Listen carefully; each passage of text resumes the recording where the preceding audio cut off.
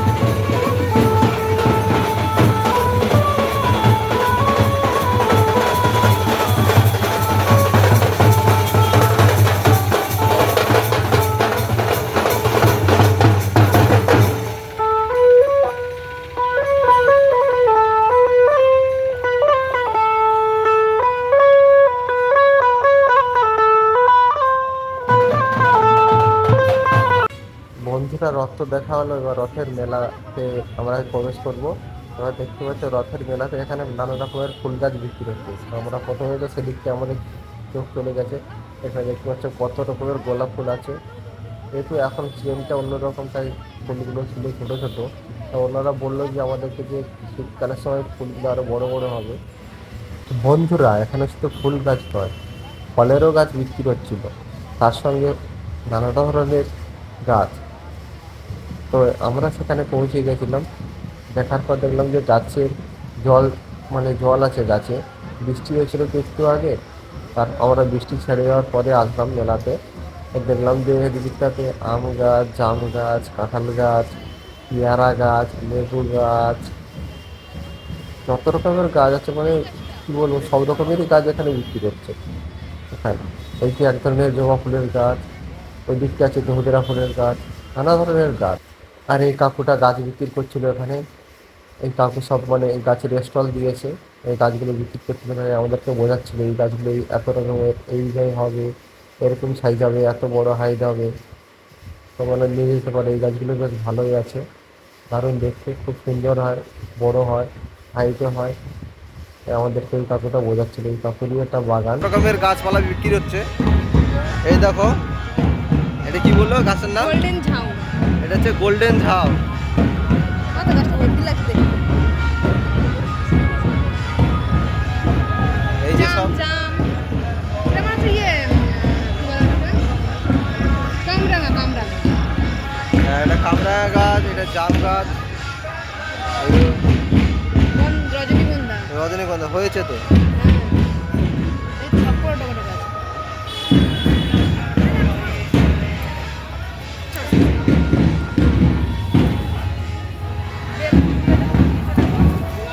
এইটা লেবু গাছও আছে, এই যে দেখো।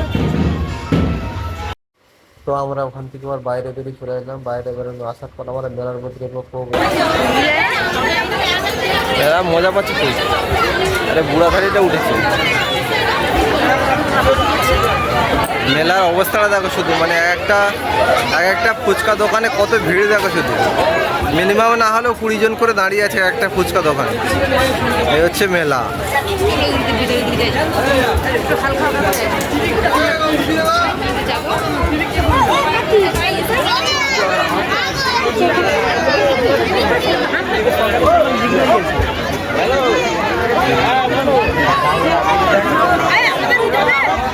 যাবে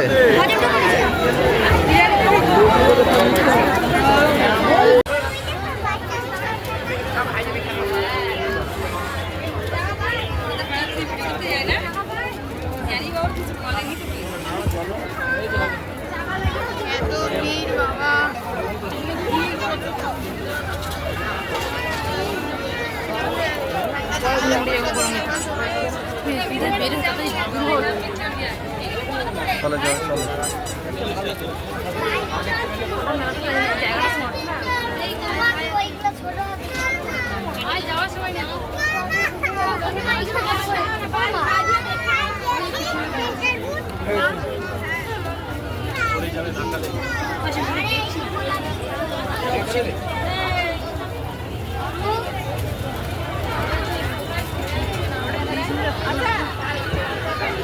হ্যাঁ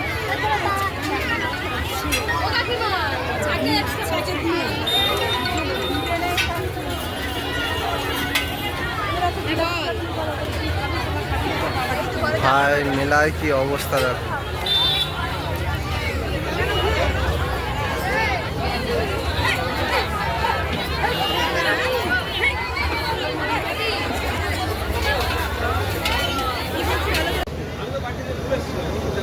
কন্টিনিউ জিলাপি ভাসতেই আছে। জিলাপি এত সেল, আর লোক দেখো, মানে চারিদিকে লোক অলরেডি দাঁড়িয়ে আছে।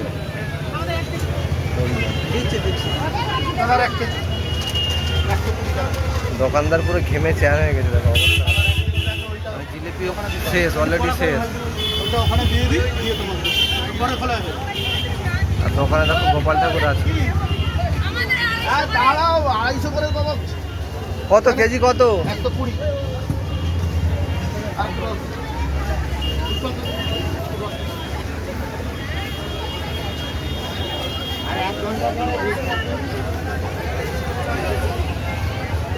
এগারোটা অব্দি লোক হবে, 11টা 1 ঘন্টা পাবে, 8:30 10 হয়েছে।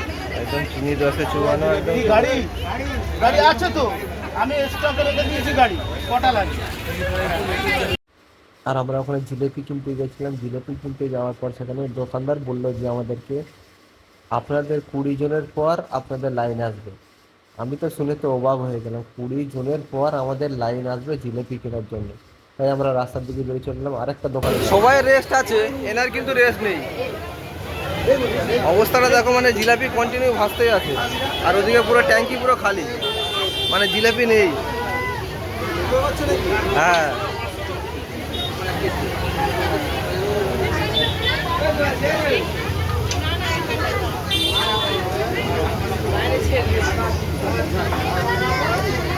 নাও জিলিপি বানাও।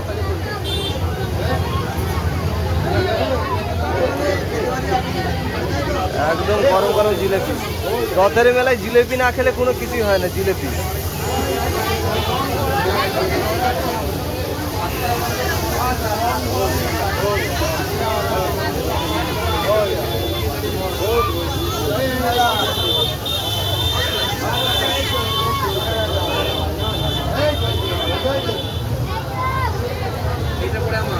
কটা থেকে বসে আছো? কটা থেকে? 4টে থেকে। সেই মানে বিকেল 4টে থেকে বসে আছে, এখনো কোনো রেস্ট নেই। মানে এখনো রাত 12টা পর্যন্ত চলবে, 10টা পর্যন্ত। 10টা পর্যন্ত চলবেই তো, সে তো অবশ্যই। আর দোকানে তো জিলেপি ভিড়ে উঠতেই পারছে না, প্রতিটা দোকানে ভিড়। এইসব লোক তাই দাঁড়িয়ে আমাদের আছে, ওপর লাইনে দাঁড় করে আরেকজনের পর দিয়েছি। আমাদের লাইন। এখানটা একটু আমাদের লাইনটা কম আছে, বললো যে 8-9 জনের দোকানে পর এত আপনাদের ভিড়। লাইন হবে। সেখানে আমরা লাইনে পুরো দাঁড়িয়ে গরম আছি গরম, আর এ তো একদম এখান পুরো থেকে ঘেমে জিলেপি একদম নেওয়ার শেষ জন্য। হয়ে গরম যাচ্ছে। গরম জিলেপি এই যে দেখো, জিলেপি ভাসছে, ভেঙেই এই যাচ্ছে, যে এই কাকু কন্টিনিউয়াস জিলেপি ভেঙেই যাচ্ছে ভাজছে, জিলেপি। আর মানে এখানে ওনাদের দিচ্ছে এই রেস্ট যে নেই এখান থেকে গরমে। রসে তুলে একদম একদম ডাইরেক্ট এখানে। দোকানে এত ভিড় হয়ে আছে, তাও আবার বাইরে এত লোকজন।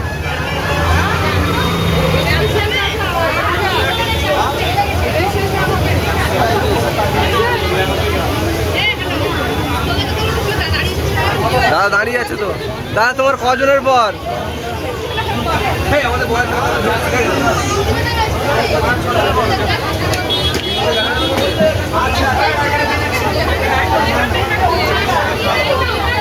ফাইনালি এত সময়ের অপেক্ষা করার পরে আমাদের নাম্বার আসলো। তাই আমরা জিলেবিটা নিয়ে বাড়ি যাব। দেখতে পাচ্ছ কাকুটা খুব তাড়াতাড়ি ভাজছে আমাদের জন্য, আমরা অনেক সময় ধরে দাঁড়িয়ে আছি বলে কাকু আমাদের জন্য খুব তাড়াতাড়ি জিলেপিটা ভাজতে শুরু করে দিয়েছে। বন্ধুরা, আজকের ভিডিওটা এখানেই শেষ করছি। ভিডিওটা ভালো লাগলে লাইক কমেন্ট শেয়ার করবেন এবং আমাদের চ্যানেলে নতুন হলে অবশ্যই চ্যানেলটিকে সাবস্ক্রাইব করবেন। দেখা হচ্ছে নেক্সট ভিডিওতে। ভালো থাকবেন, সুস্থ থাকবেন, সাবধানে থাকবেন। টাটা।